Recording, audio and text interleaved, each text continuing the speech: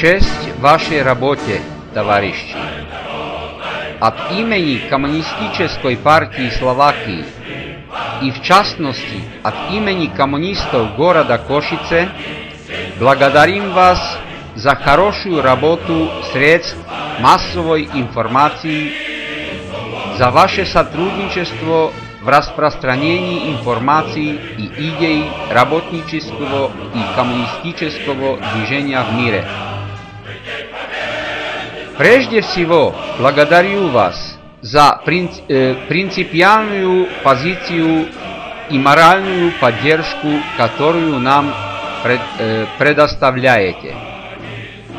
Я желаю русским коммунистам и странникам из территории бывшего Советского Союза, всем друзьям Словакии много здоровья, сил и оптимизма в новом году.